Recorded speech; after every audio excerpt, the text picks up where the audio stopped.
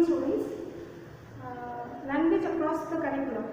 இந்த பாடத்தில் வந்து நம்ம 3 கிளாஸில் what is first language, what is second language, முதல் மொழினா என்ன, இரண்டாவது மொழினா என்ன அப்படிங்கிறத பற்றி பார்ப்போம்.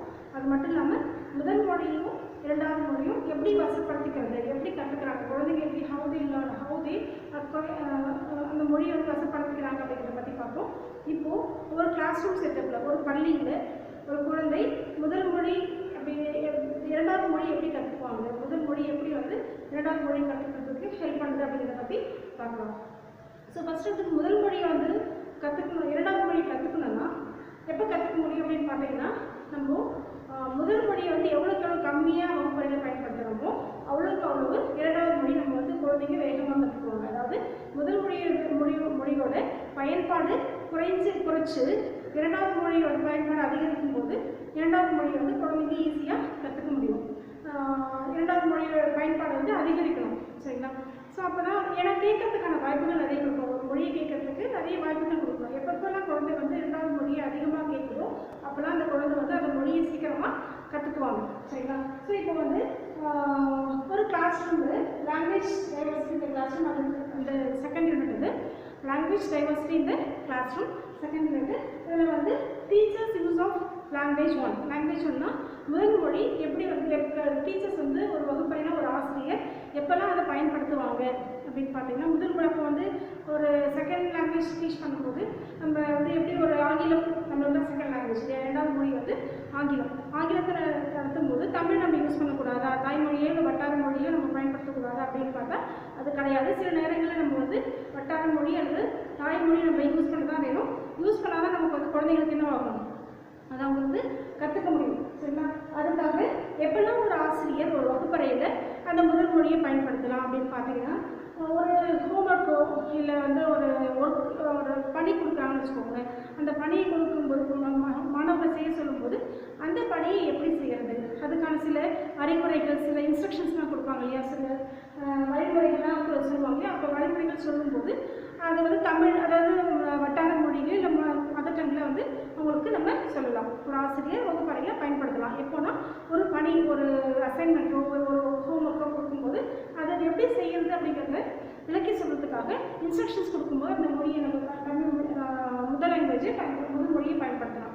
நெக்ஸ்ட் வந்து புதிய சொற்களுக்கு பொருள் சொல்லும்போது ஒரு புதிய சொல்லுக்கு ஒரு புது வார்த்தைகள் வருதுன்னு வச்சுக்கோங்க. நியூ ஹார்ட் வேர்ட்ஸ்ன்னு சொல்லுவாங்க, நியூ வேர்ட்ஸ்ன்னு சொல்லுவாங்க இல்லையா.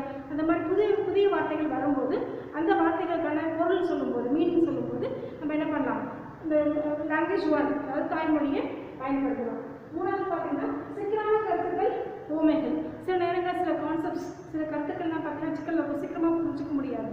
ஸோ அப்படி வந்து ஓமைகள், அதாவது இல்லுஸ்ட்ரேஷன்ஸ், எக்ஸாம்பிள்ஸ் சொல்லும்போது நம்ம என்ன பண்ணலாம், அது முதல் மொழியில் சொல்லும்போது மாணவர்கள் வந்து ஈஸியாக புரிஞ்சிக்க முடியும். அப்போ சிக்கலான கருத்துக்களையும் ஓமைகளையும் சொல்லும்போது முதல் மொழியை பயன்படுத்தலாம்.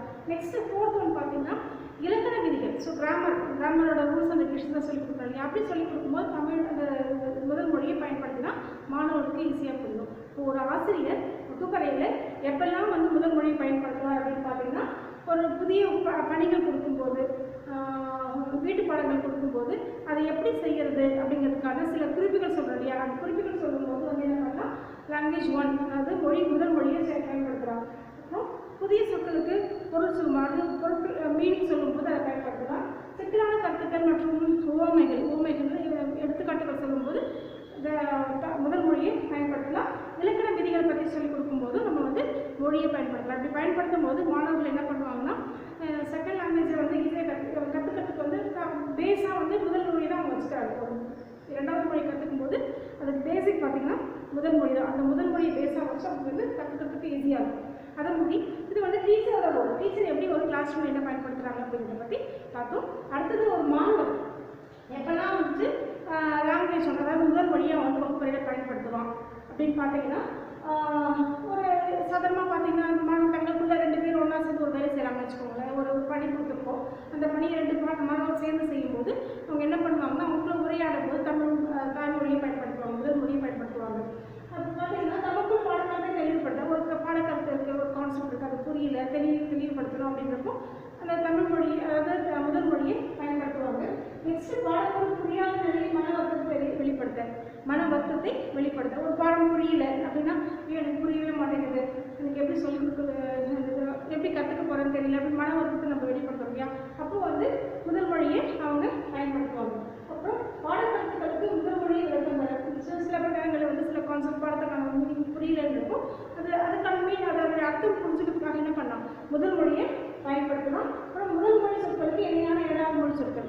ஸோ சில நேரங்களில் வந்து இரண்டாம் மொழி புதிய வார்த்தைகள் இருக்கும். அந்த வார்த்தைகளை வந்து மீனிங் தெரியல அப்படின்னா முதல் மொழியில் அந்த இணையான தமிழ் வார்த்தை, அதாவது முதல் மொழி வார்த்தையை சொல்லி அதுக்கு இணையான வார்த்தைகள் சொல்லி அவங்க என்ன பண்ணலாம், அந்த வார்த்தைகளை பண்ணலாம். ஸோ இந்த மாதிரியான சூழ்நிலைகள் வந்து மாணவர்கள் வந்து முதல் மொழியை பயன்படுத்துவாங்க. எப்படின்னா தமக்குள் பாடக்கருத்தை தெளிவுபடுத்தவில்லை.